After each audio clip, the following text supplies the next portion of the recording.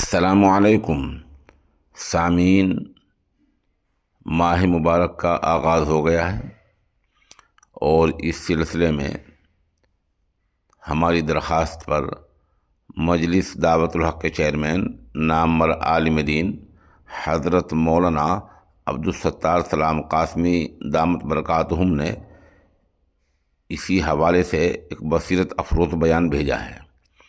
ہماری کوشش ہوگی کہ ہم اس تعلق سے حضرت والا کا یومیہ یا دوسرے تیسرے دن خطاب پیش کیا کریں گے، جس میں ماہ مبارک کے تعلق سے ہی احکام و مسائل اور فضائل ہوا کریں گے۔ السلام علیکم ورحمۃ اللہ، نحمدہ ونصلی علی رسولہ الکریم، اما بعد۔ قال اللہ تبارک وتعالی فی کتابہ المجید والفرقان الحمید، اعوذ باللہ من الشیطان الرجیم، بسم اللہ الرحمن الرحیم۔ شہر رمضان الذی انزل فیہ القرآن، صدق اللہ العظیم۔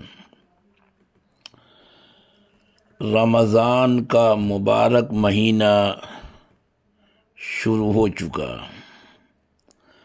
آج ہندوستان کے طول و عرض میں ہلال رمضان کی رؤیت ہوئی، لوگوں نے دیکھا، اور آج ہی سے بحمد اللہ تراویح کی نماز شروع ہو چکی۔ کل صبح سے روزہ ہے، روزے کی نیت کرنی ہے۔ نیت کا تعلق دل کے ارادے سے ہے۔ انما الاعمال بالنیات۔ آپ نے دل میں ارادہ کر لیا، دل میں نیت کر لی، روزے کی نیت ہو گئی۔ زبان سے کہنا ضروری نہیں، لیکن اگر زبان سے بھی کہہ لیا جائے تو اس میں بھی کوئی حرج نہیں۔ لوگ کم علمی کی وجہ سے، بہت سے لوگ وہ شور مچاتے ہیں کہ یہ صحیح نہیں، یہ بدعت ہے، یہ غلط ہے۔ تو روزے کی نیت کے جو الفاظ سینکڑوں سال سے چلے آ رہے ہیں، اہل اللہ کے معمول بہا الفاظ ہیں، شرق و غرب میں وہ الفاظ صدیوں سے پڑھے جا رہے ہیں۔ آج کے کچھ بچے وہ شور مچاتے ہیں کہ یہ الفاظ غلط ہیں، یہ ثابت نہیں ہے، انتشار پیدا کرتے ہیں۔ بِصَوْمِ غَدٍ نَوَيْتُ مِن شَهْرِ رَمَضَانَ۔ نویتو، تو یہ الفاظ جو ہیں بِصَوْمِ غَدٍ، لفظ غد پر بڑا شور مچتا ہے، بڑا ادھم مچاتے ہیں لوگ کہ کل کا روزہ، او ہو، روزہ تو آج کا ہے اور یہ نیت کل کی ہو رہی ہے۔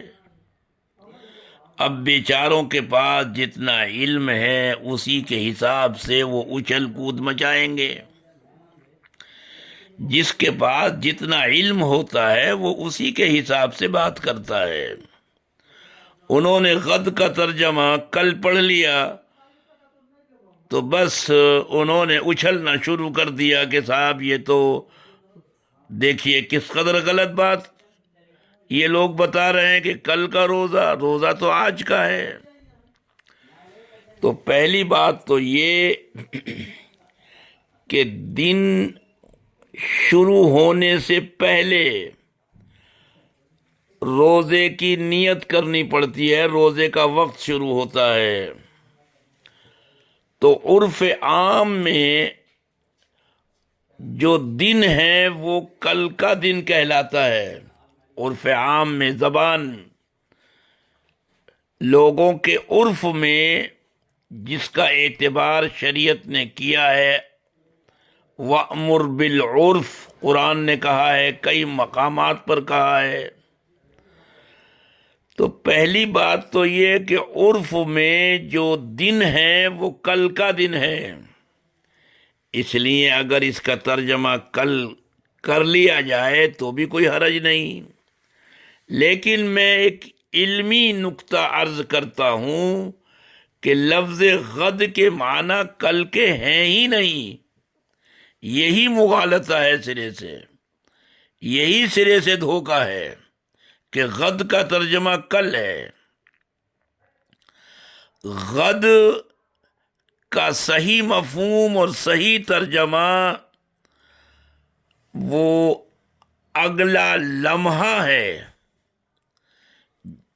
جن لمحات میں جس زمانے میں ہم ہیں اس سے اگلا لمحہ وہ عربی میں غد کہلاتا ہے۔ اب وہ اگلا لمحہ وہ 1 گھنٹے کا بھی ہو سکتا ہے، وہ 1 دن کا بھی ہو سکتا ہے، وہ 100 سال اور 1000 سال کا بھی ہو سکتا ہے۔ اگلا لمحہ دیکھیے، قرآن قیامت کے لیے لفظ غد استعمال کر رہا ہے۔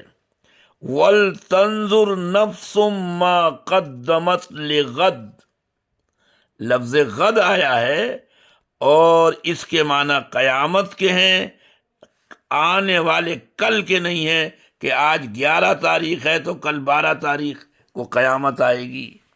ظاہر ہے کہ یہ مفہوم تو کوئی بھی نہیں لیتا۔ تو آنے والا جو لمحہ ہے، اگلا لمحہ، دیکھیے قرآن کہہ رہا ہے وَمَا تَدْرِي نَفْسٌ مَاذَا تَكْسِبُ غَدًا، کوئی نہیں جانتا کہ کل کیا ہوگا، اس کے ساتھ کل کیا پیش آئے گا، کوئی نہیں جانتا۔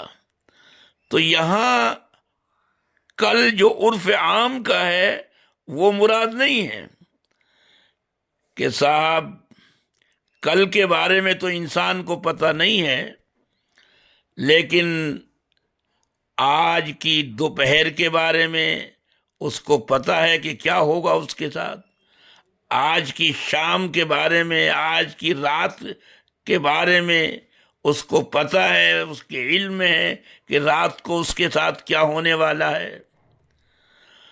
اگلے لمحے کی خبر نہیں ہے انسان کو کہ اگلے لمحے میں کیا ہونے والا ہے۔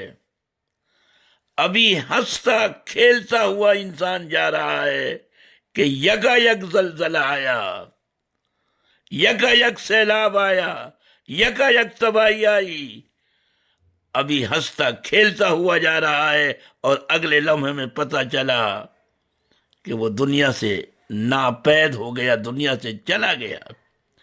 تو لفظ غد کا ترجمہ وہ در حقیقت اگلا لمحہ ہے۔ تو روزہ رکھنے والا جب یہ نیت کرتا ہے بصوم غد، تو اس کے بعد جو اگلا لمحہ ہے بس اس کا روزہ شروع ہو گیا۔ اس نے نیت کی بصوم غد کہ اگلے لمحے سے میرا روزہ شروع ہو رہا ہے، نویت من شہر رمضان، میں نیت کر رہا ہوں رمضان کے روزے کی اگلے لمحے سے، اس لیے کہ نیت کرنے کے بعد تو کوئی کھاتا پیتا نہیں ہے، کوئی ایک گھونٹ پانی کا یا ایک لقمہ اپنے پیٹ میں نہیں ڈالتا۔ تو غد کا ترجمہ در حقیقت اگلا لمحہ ہے، لیکن یار لوگ کم علمی کی وجہ سے دنیا بھر میں وہ شور مچاتے ہیں، اچھل کود مچاتے ہیں اور لوگوں کو گمراہ کرنے کی کوشش کرتے ہیں، ورغلاتے ہیں، اور بیچارے لوگ سیدھے سادھے ان کے جھانسے میں آ جاتے ہیں۔ تو میرے عزیزوں اور دوستو، یہ بات بالکل صحیح ہے کہ نیت کے الفاظ دہرانا وہ ضروری نہیں ہے، ہم بھی مانتے ہیں اس بات کو، لیکن اگر کوئی ادا کر لے تو اس کی بھی اجازت ہے، وہ بھی کوئی گناہ نہیں ہے۔ دیکھیے نبی اکرم صلی اللہ علیہ وسلم کی ذات اقدس اور ذات برتر، حجۃ الوداع میں آپ نے 100 اونٹ نحر کیے۔ اونٹ کے لیے ذبح کا لفظ نہیں استعمال ہوتا، نحر کا لفظ ہوتا ہے۔ آپ نے 100 اونٹ نحر کیے ہیں، 63 اونٹ اپنے دستے مبارک سے اور 27 اونٹ حضرت علی رضی اللہ تعالی عنہ کے ہاتھ سے،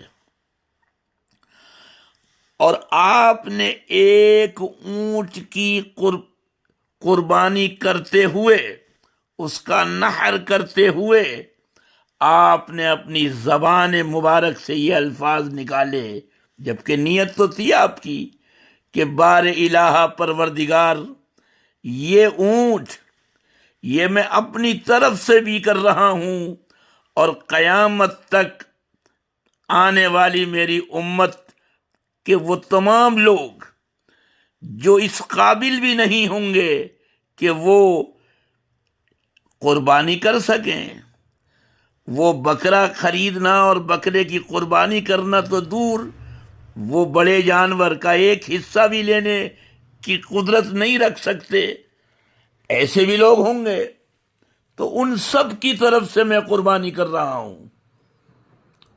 یہ الفاظ آپ نے اپنی زبان مبارک سے ادا کیے ہیں۔ احرام باندھتے وقت نیت کے الفاظ زبان سے ادا کیے جاتے ہیں۔ کیوں صاحب؟ نیت تو دل کے ارادے کو کہتے ہیں، یہاں احرام باندھتے ہوئے زبان مبارک سے ادا کیے جا رہے ہیں الفاظ۔ تو جب احرام باندھتے ہوئے اور جانور کی قربانی دیتے ہوئے نبی اکرم صلی اللہ علیہ وسلم نے نیت کے ساتھ ساتھ اپنی زبان مبارک سے الفاظ ادا کیے، تو اگر کوئی روزہ رکھتے ہوئے اپنی زبان مبارک سے بھی الفاظ ادا کر لے تو یہ واویلا کیوں ہے؟ یہ شور شرابہ آخر کیوں؟ اور لفظ غد کا ترجمہ کل کر کے یہ ادھم اور اچھل کود اور یہ انتشار پھیلانے کی مذموم کوشش آخر کیوں؟ اللہ تعالی ہم سب کو سمجھنے کی توفیق دے، اتفاق اور اتحاد کے ساتھ رہنے کی توفیق دے، انتشار سے، اختلاف سے، افتراق سے ہم سب کی حفاظت فرمائے۔ وآخر دعوانا ان الحمد للہ رب العالمین۔